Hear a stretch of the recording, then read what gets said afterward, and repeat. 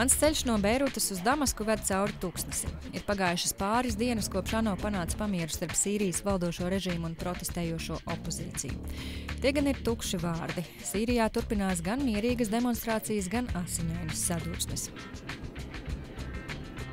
Opozicionāri rūpīgi slēpjas, jo vara šīs demonstrācijas brutāli apspiež. Par to norises vietu un laiku zina neliels loks. Protestētājus apziņo iepriekš sarunātiem atslēgas vārdiem, un demonstrācijas sākumu iezīmē izsauciens Allah Akbar. Pirmo nedēļu uz demonstrācijām nokavēju, jo neesmu apziņojumo lokā.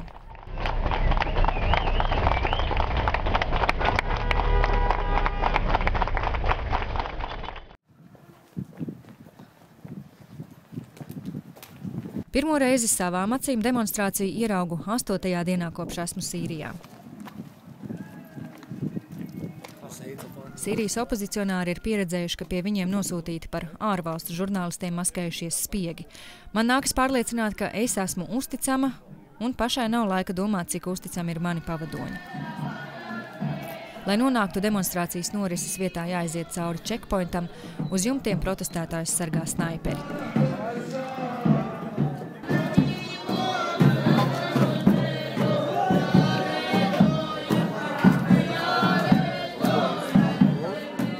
Skatoties Al Jazeera televīzijas pārraides, rodas iespējas, ka protesti ir agresīvi. Uz vietas tā nav. Ir jautra svinību sajūta, cilvēki dejo un dzied, visdedzīgāk vienu dziesmu par Sīriju paradīzi.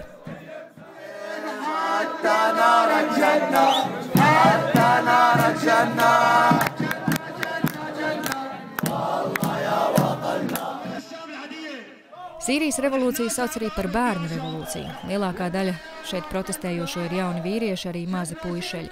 Daudzi notiekošo uztver kā skarbu spēli. Damaskas un arī citu lielo pilsētu centrā demonstrācijas var ilgt tikai pāris minūšu, jo tur drošības spēki tās ātri izklīdina un aktīvistus arestē. Pusstundu ilga demonstrācija šajā mikrorajonā ir iespējama tikai Sīrijas brīvās armijas klātbūtnes dēļ. Tā sevi nosaukuši bruņoti Asada pretinieki.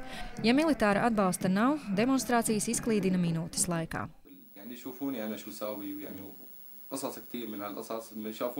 Es esmu meklējamo cilvēku sarakstā, jo aktīvi piedalos demonstrācijās. Kad sākās revolūcija, man bija jāiet oficiālajā armijā, taču es izvēlējos pievienoties Sīrijas brīvajai armijai. Mēs neticam pasaulē, mēs ticam Dievam un brīvai Sīrijai.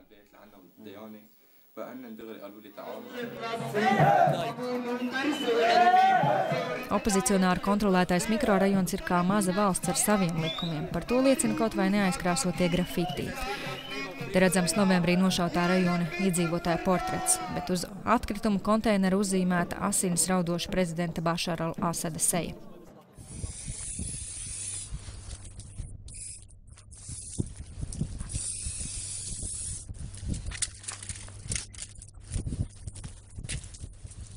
Citur Damaskā tos neredzēt. Lielākā daļa grafitī ir aizkrāsoti, lai neprovocētu. Uzrakstus, zīmējumus un karogus nemiernieki krāso naktīs, bet no rīta tie parasti jau nodzēsti. Visbiežāk zem krāsas salasāms vārds Herrija – brīvība. Vienā no nesenajām sadursmēm mirušo sīriešu foto izlīmēti kā priekšvēlēšanu plakāti. So yesterday we did. And now they haven't painted over? Yeah, They have? next morning, next day. morning. Yeah. We did it at night. At morning they came out. But it's enough for us that the people show what we did. You are covering your faces when you do that. Yeah. Sure. Because there's hiding camera.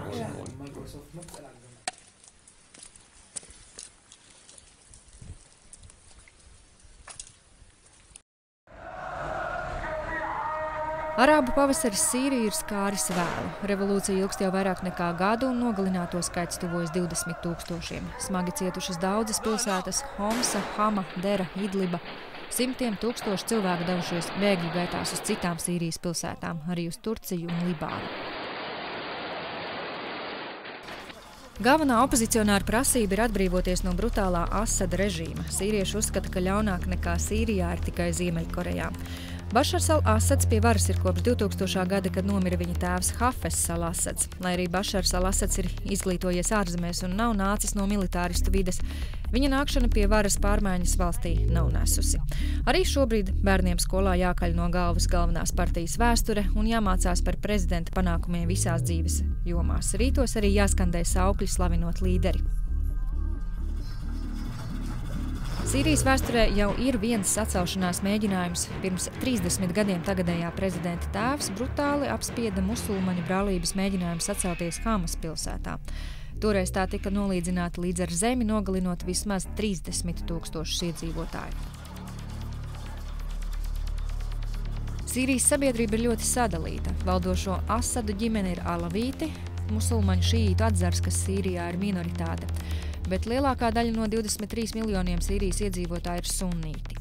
Tas arī ir viens no revolūcijas iemesliem atgūt sunnītu ietekmi valstī. Tomēr galvenā prasība ir atbrīvoties no diktatora Asada. Sīrijas opozīcija cīnās saviem spēkiem, vērā ņemama rietumu demokrātijas atbalsta revolūcijai nav. Spēku samēri ir nevienlīdzīgi, Asadam ir tanki, bet nemierniekiem veci Kalašņikova automāti.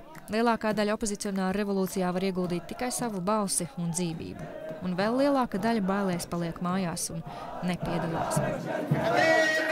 You're comparing now, you have the feeling of freedom and to be afraid from what you do in the revolution. And you have the other option is to be afraid from the torture and to be afraid from the future and to be afraid from everything. So what do you choose? You choose the first one. And I'm not a kind of people that they wait something to be done. No, I do it. Even if I was killed, so other people will have the benefits of the revolution. I don't care.